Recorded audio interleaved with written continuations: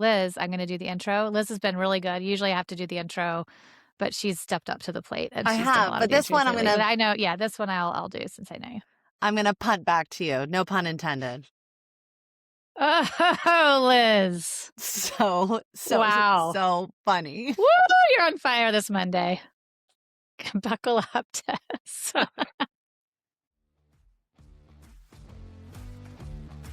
Hey there, and welcome to College is Fine, Everything's Fine, the podcast that helps you keep your head above campus chaos without losing your sense of self or your sense of humor. I'm Dr. Sarah Olivo. And I'm Dr. Liz Seidler. We're clinical psychologists who help students navigate everything from friendship drama and academic pressure to figuring out who they are when nobody and everybody is watching.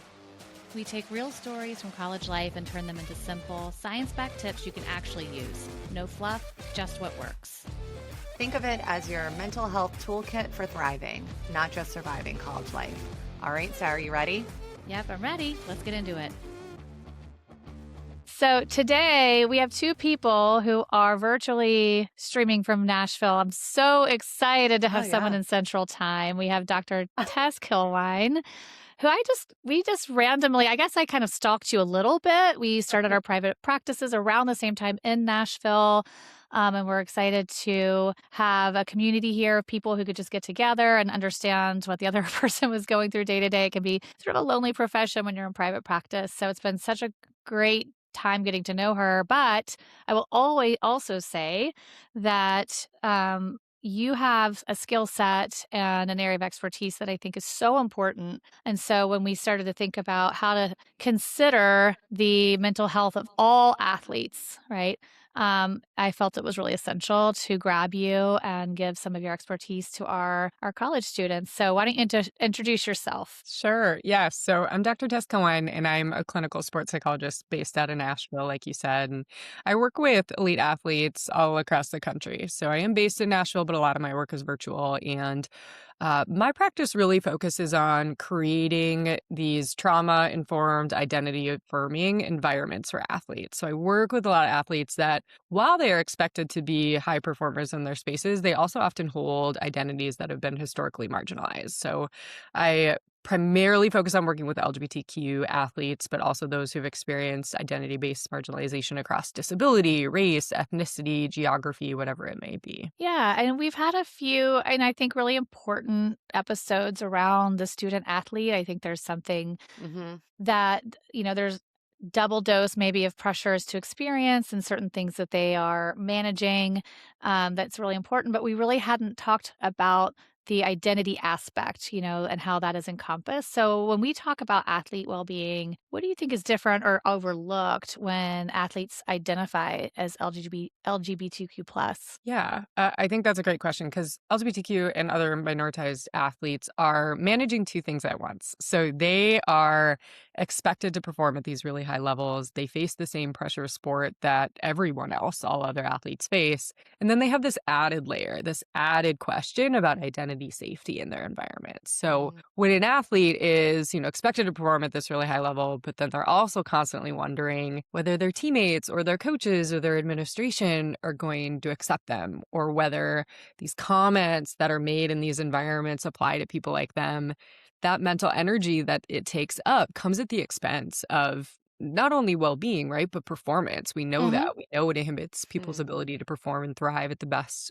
version of themselves. So, we have a really good model for this. Research on minority stress theory just shows that when they're faced stigma, when they're having to conceal their identity, when they face discrimination in these environments, they are at risk for things like anxiety and depression and burnout. So not only when we work with athletes are we focused on these mental health aspects, but also on mental toughness and resilience and all these things that make performers great. It's these athletes have to constantly wonder, is their environment psychologically safe for them to live and compete? Yeah, I mean, I think that is an area that we have definitely not talked about or considered. And I think it's a difficult topic for athletes to be vulnerable about, right? Given the current larger cultural, socio-cultural factors, and then within like the sports community in terms of, I imagine it's an area that is kept hidden, right? And something that they're not really discussing. Can you talk a little bit about maybe, we talk a lot about dialectics in our Look at her podcast. smile. She's like, oh, yeah. Yeah. And I just We think all like, love those dialectics. I think, I can see both sides in terms of sports being a place for a sense of belongingness, right, amongst these marginalized populations, and an area of like intense vulnerability. And why do you think that is? And what are you kind of seeing in terms of both of those sides? You spoke a little bit about some of the vulnerability factors that contributes, but yeah, a little bit Yeah. more about that. And that's why I smile, because I love this question. Because far too often when we're talking about LGBTQ athletes or those who hold other minoritized identities, we're talking about it from a deficit framework. Like, what's wrong? What's hard? What's Mm, bad? What's difficult? yeah. But sport can also be a really healing place, even for women, right? We talk about female athletes. With all of the challenges that come with sport, it also can be a really healing and corrective experience for these athletes.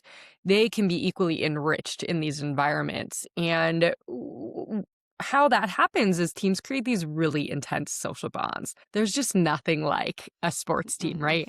When that culture of the team is supportive, we know that athletes often describe being on a team as a family, right? And those bonds become lifelong for people.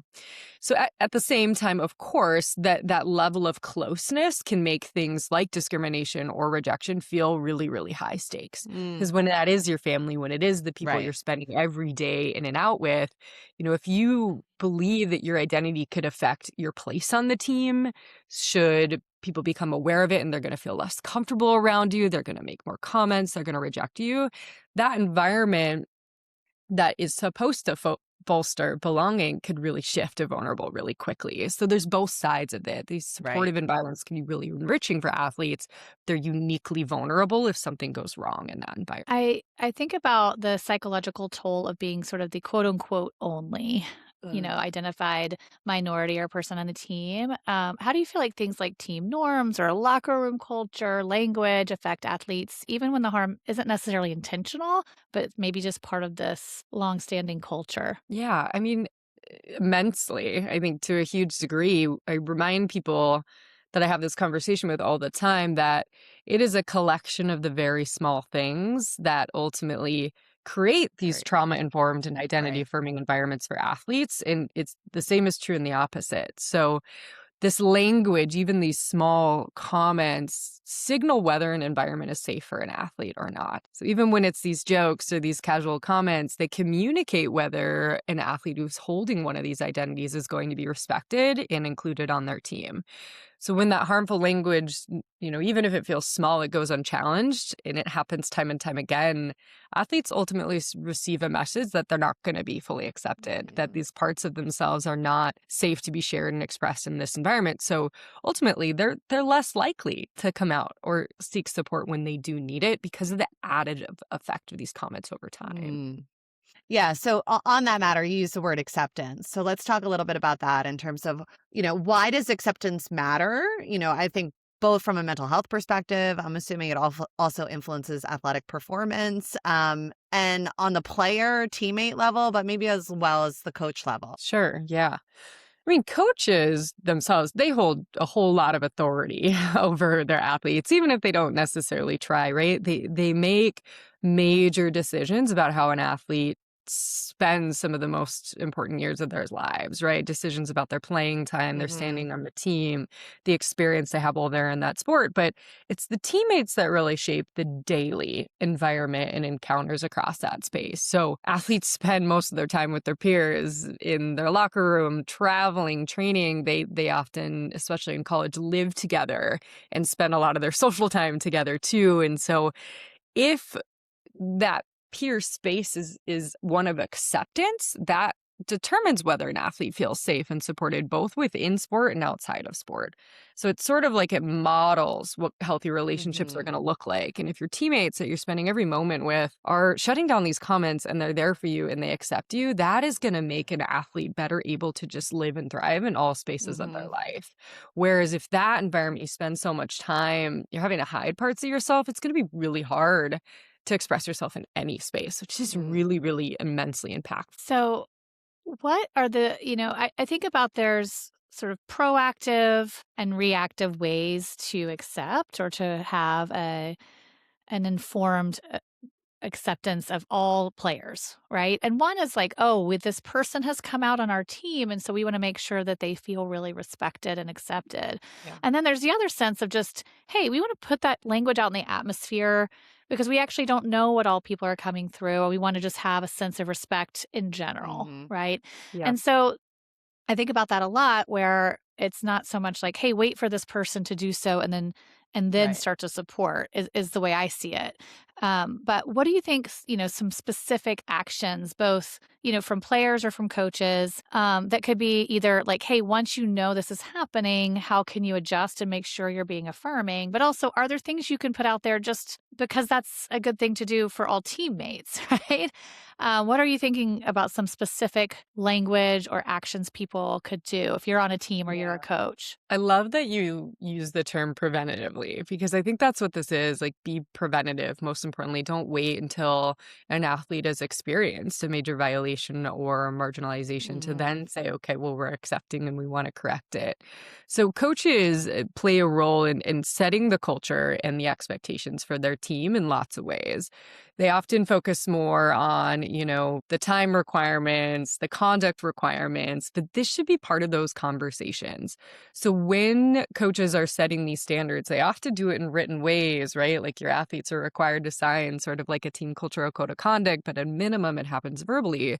So coaches can set these expectations about respect in the way that they talk to and about their athletes. So not only is it what you're expecting the athletes to do, but how the coaches use their own language, how they interact with people. And when there is a culture of respect, even removing specific identities, when there's a broader culture of respect that we don't talk about people in degrading ways, we don't make these kind of comments, that is going to impact the team culture and environment for everyone involved. So coaches play a role in like interrupting harmful language, right? It's easier for a coach in a room of teammates Right. to interrupt the hard comment. And that's both on their team when they say it, but also in athletic environments more broadly. So there's a lot of institutions where we have teams that are generally supportive and these things are talked about more openly, but they operate in these bigger systems of athletic departments and organizations that sometimes that climate is not matched. So coaches have this unique layer of responsibility that Mhm. they're responsible for their team, but also how they operate in these larger systems that they hold more power than their athletes. So it's how they, interrupt this language more broadly. They also can communicate that queer and other marginalized athletes belong on the team in explicit ways, like holding pride games or, celebrations Mm. or acknowledging these important moments, the things that we talk about using pronouns in your signature and saying athletes belong here. You can do Yeah. that without knowing that someone on your team holds a particular identity. You Yeah. should. Hmm. Hmm. Because when you signal that, then those actions show, okay, if you do have one of those athletes or Yeah.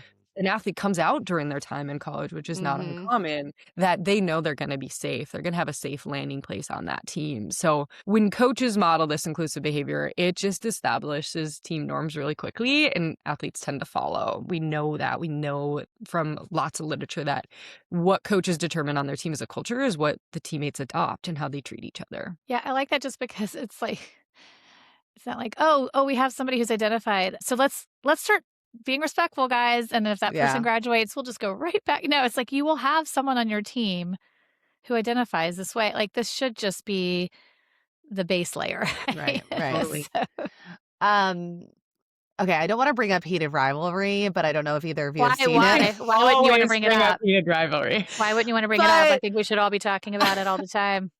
I was reading an article the other day about, there's I forgot his last name, Jesse something, he plays for the NHL, like, all these athletes that, like, subsequently have come out after heated rivalry. Um And I'm just curious in terms of what are you seeing in terms of the decision-making process around coming out regarding your identity in terms of sports and, how does a student athlete make that decision? Given, Yeah. I mean, there's so many variables you just spoke about that are so um, unpredictable, right? In terms of Yeah. the current culture, how the culture may shift, may not shift, safe, unsafe. Yeah. I mean, it's loaded because two things are happening. One, it is creating sort of a broader conversation of acceptance in the sport world. It is normalizing that queer athletes operate in our spaces, often unknowingly. And so on that end, we are seeing an increase in folks, I think, coming out. I don't know that heated rivalry is responsible for that, but certainly made an impact, right? We Doesn't saw, hurt. yeah, but we have a professional basketball player that has since Yes. come Yeah. out. We have NHL players having this conversation more vividly, and I think that's amazing. And what's also happening is some pressure for folks Mm. maybe don't feel Yeah. ready or safe to come out in their Yeah. environments. Now they're faced with kind of this pressure of, well, it's safe and you should come out now. Right. Look at the show, right? Right. Yeah. And the show is not going to change what's deeply ingrained in some of Right. these environments and teams, right? So I think there's a lot of good in that it's opening up the conversation. And for those who feel ready, I think it gives them a platform and an example for Mhm. doing so. But it also adds sort of a layered pressure to the folks that maybe don't feel ready and Right. aren't objectively safe to come out in their environments. Right. We are talking a lot about coaches and teammates, but before going to college, people are in their home environments, their parents or their caretakers, their siblings, their family, right? So, how can people be champions for student athletes who are navigating this, maybe without unintentionally adding pressure? Or are Mhm. there, do you see any mistakes that well meaning, caring people make with Yeah. these student athletes? I think there's, again, two questions in there. One, like parents and communities it can support their athletes by making that support unconditional. Because what Mhm. happens with young athletes, especially if they start to perform quite well and in quite visible ways, is that their value becomes really tied to their performance. And it's almost a hyper focus, right? As performance, that's all that matters. And I think, especially for young people, athletes should know that their value is not dependent on how they perform. It should also not be dependent on who they love or how they express themselves in the world. Mhm. And so the Mhm. support from adults and parents should be unconditional regardless of any of those factors. So, listening to those athletes, learning, advocating for safe environments without sort of tokenizing the athlete, right? Like we should create these affirming environments regardless of who or if anyone is queer on that team. That makes a big difference and is a responsibility of adults, not the children's in those environments. So, you know, I think what's really important is at the same time of all this, parents respect the privacy of their athletes and that understand that especially a young athlete may not want them to say something publicly out of fear Right. of retaliation or how they're going to be treated. So one of the most that's I think a well-meaning Mhm. thing that adults do that's sometimes a mistake. I think another one is on the flip side of that, silence. So it's on one end maybe like advocating, but in a way that again tokenizes or pressures the athlete, and then the opposite end of that is just silence. So when these harmful comments happen, a lot of people say, "Well, I didn't know anyone queer was in the room." Mhm. And Right. you shouldn't have to know. The Right. odds are either someone is, or Right. someone in that room loves someone who is, or Mhm. someone in that room is gonna go out and repeat that same harmful language in a room where queer people are, right? And so it Yeah. shouldn't matter who's in the room, because silence is it often feels like agreement to athletes, especially young ones. It sets the standard for what kind of behavior is tolerated in an environment, in a family system, an athletic environment. So yeah, saying nothing or expecting the athletes to be the token and educate everyone else about inclusion rather than Mm. taking the time to learn on their own, putting that emotional labor on the queer person. So it's almost like two ends of the spectrum, which is hard because I think there's a lot of well-meaning adults who recognize maybe their silence has been harmful and now they want to say or do something, but sometimes that say or doing is at the expense of a young athlete. So it's Right, right. I wanna do kind of a piggyback, right? So if someone's listening, whether it's a student, Yeah. college student, or a parent, where have you seen? Because I can imagine, it's one of those things where I'm gonna ask a question and I kinda know the answer is gonna just be good communication, right? So since I already know that, when they have realized that something is there's a tension there, or maybe they made a misstep, or they wanna tell a parent or a sibling or a friend about, "Hey, this hurt me." Like, where have you seen those conversations go right? What are some of the ingredients for that communication when people need to kinda get through some stuff and figure it out in their family and their community? Yeah, no, I think that's great. And I think it's listen to understand rather than listen to like fix the thing because the thing's already been done. And so I see a lot of, again, well-meaning people that maybe something is brought to their attention and then they want to defend it or explain it, right? And it's okay. And maybe prefer to just acknowledge the misstep and move forward. And so I Mhm. think we maybe want the conversation, but the conversation comes at the expense of the emotional labor of the person that's already harmed. And now they're in this position of having to take care of your emotions and your feelings about the situation. So I think the best recommendation when maybe you have caused harm and that's brought to you by someone is acknowledge it, apologize for it, and do better the next time. It's okay. We're going to misstep on these things. Language is always evolving. There's Mm. things we know about people that is not the same as what we know about them the next week, right? And I think that happens Mhm. a lot in queer spaces is you make a mistake without having all the knowledge. And so I think when someone brings that vulnerability to you, they're not looking for an excuse. They're not looking for even like a long discussion. I think they're saying like, I love and care about you enough to let you know that you caused harm to me and can do differently in the future. So, um, I did do that. I'm sorry for doing that, and I'm gonna do better the next time. Mm. Oh, That's I like often all that. that That's people are very looking for. yeah. I Yeah. also feel like, the when these conversations happen, you said something I think is really important, which is a lot of times, and this is for colleges, it's one of the main reasons people love it and think of it as a really growing space is people's identities might be evolving. Right. They might be trying to sort through and getting a sense of what feels right for them. And so that sense of like continuing to just check in. And I've also seen at times where people are talking and one person is only focused on the impact it had on them and the other person is only focused on their intent. I didn't mean it.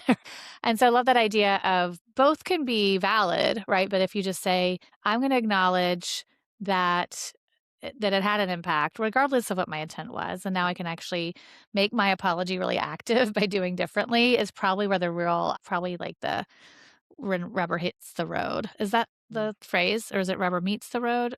Is the All rubber the same, all You're those yes. asking things? you're asking the wrong person. I Yeah. mean, I think we get what I'm saying, right? Yes. I do get what you're saying. Okay, we spoke a little bit about earlier, and I am. This is like probably why we started this podcast, like to increase emotional resiliency Mhm. amongst what we already know is a vulnerable period of time for mental health difficulties to arise during young Yeah. adulthood. What are some perfect protective factors that help buffer queer athletes from mental health challenges? Yeah. Gosh, I think it's a lot of what we talked about already. It's the supportive teams.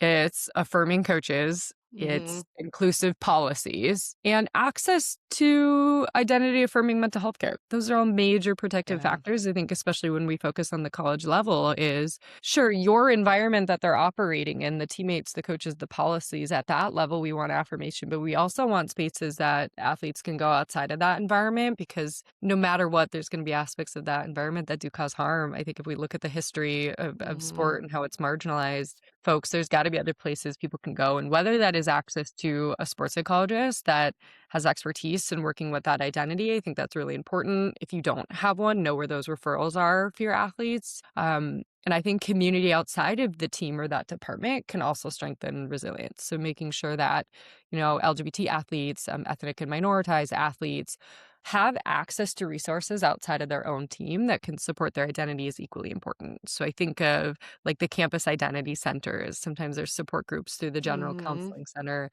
larger organizations like Athlete Ally, BSAG, Black Student Athlete Group. I think there's both, right? So within the environment, doing what you can do to create affirmation on that level, and then also recognizing that because of the history of harm and marginalization, if athletes choose to go outside of that environment to get their affirmation, making sure they have access to do so. So many good resources. We'll include those in the show notes because I think that, like so many things we talk about, campuses just vary, right, across and definitely amongst what resources college athletes have, depending on the university that they're at. Okay. Yeah, it's funny because we have a list of questions in our head that we were trying to think of asking you, but you answer all of them so beautifully and succinctly. I'm like, wow, okay. So we're drumming up some more. No, I'm teasing. Yeah, yeah. So let's just pretend in some ways that perhaps a student is on a team that doesn't feel inclusive or affirming. Right? Work with on that. I mean, you already mentioned one, which is that to Right. find to find supportive communities elsewhere, such as a campus identity center. But if there's this sense of advocacy, community support, or also just coping skills, what are the things you work with in terms of your students to, just to say, okay, the environment is not as much, it's not as changeable as we'd like, right? Or it might be something Liz and I talk a lot about, like when the environment is kind of more powerful than you can be in that moment, then what are you left with? You can advocate as beautifully as you can. You can be so well spoken. You can do everything perfectly. Chef's kiss. That's what that sound was. But sometimes the students still left holding everything on their own. This is such a beautiful question because it highlights the nuance of doing this work and what athletes who hold these identities face every day. Is that it'd be nice if all these things I'm talking about were Yeah. possible and had an impact at every level. But the reality is a lot of these athletic systems and structures they have very long histories and foundations of sexism in sport, marginalization, and it takes a long time to change that culture. And we cannot expect that a single athlete holding one of these identities be responsible for changing the culture of an athletic environment. So Right. when I'm working with people on an individual level, or even sometimes on a team level when they operate in the larger system, is there are two lanes that you operate in this space. And one is advocacy. When can you talk to your teammates? When can you talk to your coaches? When do you have a sport administrator? When do you have a DI officer, a development officer, depending on the nature? Like, when can you advocate for a safer environment for yourself? When you have the capacity to, when it's safe to, and recognizing that sometimes you can't do that at all. Sometimes you don't have the capacity or the safety to do so. And so the second lane is, how do you take care of yourself? How do you Mm-hmm. cope? And depending on the system or the athlete, right, we might go in between those two lanes. Some athletes are really motivated for the advocacy lane. Some are really just only able to do the coping lane, and that's okay. I don't think there's any expectation. But on the individual level, it's like, okay, how do we cope with our day to day? How do we get through this environment Right. knowing and almost anticipating that you're going to face these challenges and these comments, right? So it's the things we've talked about. How do you find support outside of that environment? Who can you call in those moments? Who can you lean on? Is there even one supportive teammate on that team? It may not be everybody, but one person that, you can nudge them in the shoulder when something's said, know you have support. Is it maybe one coach? Maybe it's not a head coach. Maybe it's an assistant. Maybe it's a different staff member on your team. But how do we find these kind of smaller microcosms of support on your team? To help you get through. And maybe that's outside of your team. So, you've got your friends outside of it at the resource center or the one friend from home or your parent. How do we, build some of your own resilience and make sure that the things that are said in that room don't shake your own sense of your identity and self-worth, Mm-hmm. right? That's Mm-hmm. this is showing yourself compassion and grace in these environments that are almost built to break you down. So Right. it Right. just depends, I think, on the setting and the athlete of how much Mm-hmm. can we do in that advocacy lane without you feeling like it's your burden to bear or your responsibility, and make sure that we're coping on the individual level too as you operate through this environment. 'Cause Mm-hmm. this is what's hard in sport is a lot of times we hear, well, if an environment isn't good for you, why don't you just leave? Why don't you just go Right. Right. elsewhere? And I think, Well, for some people, they'd be like, okay, just a room by yeah. myself then. Yeah, and sometimes you can do that. Sometimes you can Yeah. transfer, sometimes you can do those things, but the reality is it's not an option for everyone based on what their home life is like, their financial situation, their scholarship situation. And so Mm-hmm. we make it smaller than that, right? If you can't go, how do we create even a small bubble of safety for you while you're still operating in that environment? It's just unique to every situation. Yeah. All right, Tess, I love ending with like a really big question and giving you less than 60 seconds to answer. So, I would really love if there was a queer athlete listening to this podcast. Maybe it's what's something that you would want to say to them, right? And then a coach or a parent or a supportive person in that athlete's life. What message would you want them to kind of hear from your work? What are some golden nuggets you have? Awesome. I'm No gonna go pressure. backwards and start with the coach and the parent and Yeah. then the athlete. But this is something I'm talking a lot about because of this deficit culture. We often talk about, LGBT and other minoritized athletes of what's difficult, right? But when we create inclusive environments, so this is for the coaches and the parents and the administrators and all the Yeah. adults When we create these inclusive environments, they're not just good for well-being. They don't just make people feel good and are happier.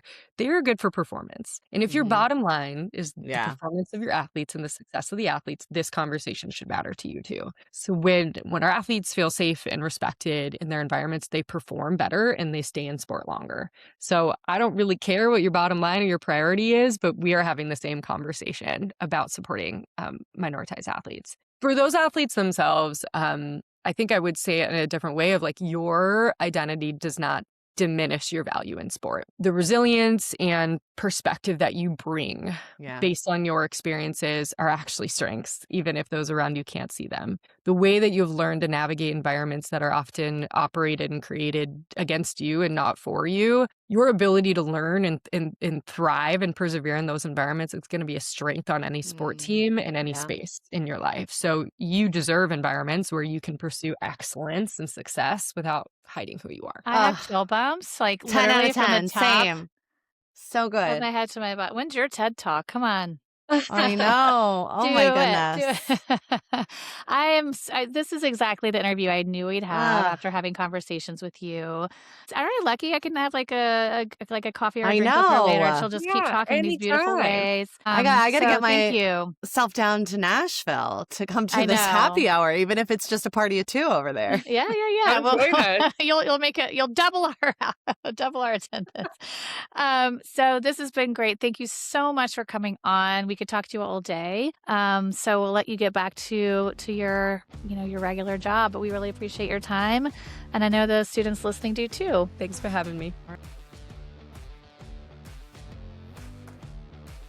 Thank you to our guests for sharing their stories and their advice. This podcast is for college students, and we want input by college students. So please reach out by text, email, or voice memo to collegesfinepodcast@gmail.com or 929-500-2231. Tell us your story, give us tips on topics you'd like to hear, or give us feedback about an episode. Follow us on TikTok and Instagram at Colleges Fine Podcast for episode announcements and resources. And last but not least, if you enjoyed today's episode, please subscribe to the podcast. Every hit of that plus button helps us keep going.